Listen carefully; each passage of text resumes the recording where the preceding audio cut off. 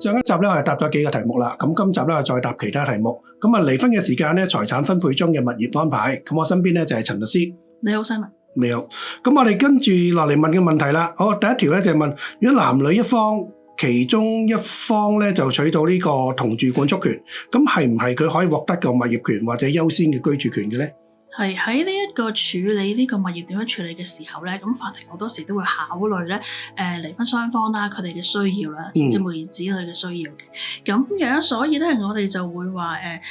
唔係淨係話個小朋友需要喺度住。咁當然我哋離婚嘅時候唔希望對小朋友咧就有一個太大嘅影響。咁但係法庭亦都要平衡翻咧喺咁多方面咧喺呢一個案件裡面嘅一啲嘅利益啦同埋需要嘅。咁例如有啲情況我哋見到咧，譬如話可能係即係就話我哋離婚嘅時候啦，即係唔希望即係個婚姻水平會即係爭好遠啦。咁但係都係不可否定啦。咁有一方可能會離開嗰個婚姻居所，咁可能佢需要一啲租屋啊等等嘅。咁佢都要負擔得到，即係又要可能譬如話供樓啦，咁另外又要自己租住個物業啦嗰個支出嘅。咁小朋友唔係亦都只係得一個我哋叫有瓦遮頭，即係我哋叫 shelter 啦，即係呢個需要嘅。咁可能小朋友亦都有其他嘅需要。咁譬如話另一方又要供樓嘅時候，又要自己租樓嘅時候，可能根本係好難再即係經濟支持呢個小朋友。咁譬如話好細嘅小朋友，我哋唔會話佢要有一個收入能力嘅，咁但係佢就一定會有個經濟需要喺度嚇，例如小朋友嘅學費啦，咁可能課外活動費啦，佢嘅生活嘅需要啦等等，咁呢啲全部都係細路仔嘅支出，而父母係有責任去支付嘅。咁有時可能亦都係避免唔到嘅，就可能係要將呢個婚姻居所咧就係變賣。咁然之後好讓咧，即係離婚雙方咧，可能有一筆資金去支援細路仔嘅需要去支援細路仔將來或者甚至乎而家個需要例如一啲嘅教育需要啊等等，同埋雙方嘅可能再重新即係重新再安置一個居所嘅適合係各方嘅即係需要咁樣嘅。好啊。咁啊，如果另外一個角度講啦，如果佢哋真係傾好咗，咁啊需要做轉名，咁如果嗰個轉名係轉俾阿仔或者阿女嘅話，咁會唔會有咩特別考慮咧？嗱，如果將個物業轉俾阿仔或者阿女嘅時候咧，咁有時我哋要考慮啦，因為有時可能離婚嘅時候咧，雙方嘅細路仔可能係即係子女啦，仍然係一個即係細路仔或者小朋友嘅階段。咁即係佢哋有冇一個能力去即係接受到呢個物業咧？咁呢個係考慮嘅因素啦。第一，咁第二樣嘢就係譬如話一個家庭裡面啦，譬如話佢有多過一名子女嘅，咁可能有幾名嘅小朋友咁樣啦。咁你將個物業嘅業權可能俾晒啲細路仔啦，俾晒啲子女啦，咁佢哋每人都有物業嘅部分嘅業權，咁但係係啦，咁就會攤分咗個業權啦。咁但係佢哋又想唔想咁樣做咧？咁呢個要考慮啦。第二樣嘢就政府政策嘅考慮因素。咁譬如話你將部分嘅業權俾咗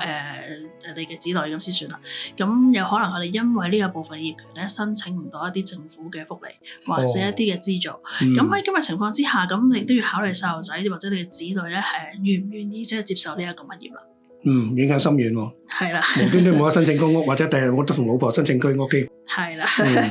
好啊。咁如果喺個轉名個過程當中咧，佢同意轉名，但係咧可能係太太係家庭主婦嚟嘅，如果轉咗名俾佢嘅話，佢冇入息喎，咁會唔會令到佢唔能夠轉為持有物業咧？係啦，呢啲咁嘅情況咧，好多時就係因為買樓嘅時候啦，香港一般人都會同銀行做一啲按揭啊咁樣嘅，或者我哋叫做上會啦，我哋咁講。咁喺物業嘅轉讓嘅時候咧，其實好多時咧，因為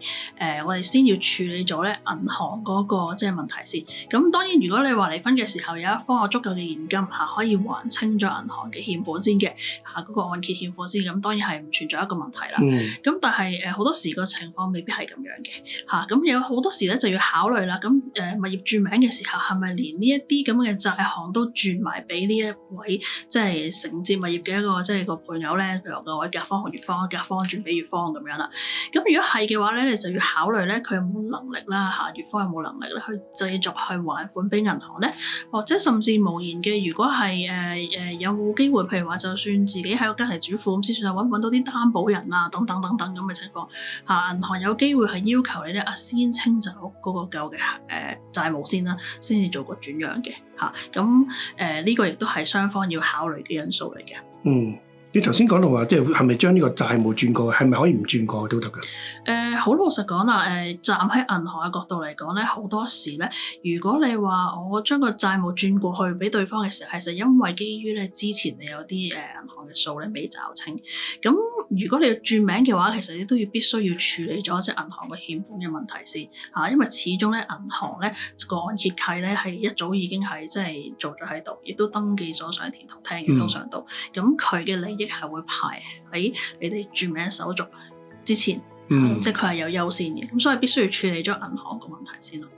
咁即係話，如果佢哋就好多爭拗嘅話咧，咁就相信法庭，交俾法庭，但係或者揾律師幫手。咁但係如果佢哋真係自己可以傾到嘅話咧，其實揾律師或者揾調解員去協助，其實可能咁樣會仲簡單。係啊，好啊，咁我今日傾到呢度為止先，好多謝大家，拜拜。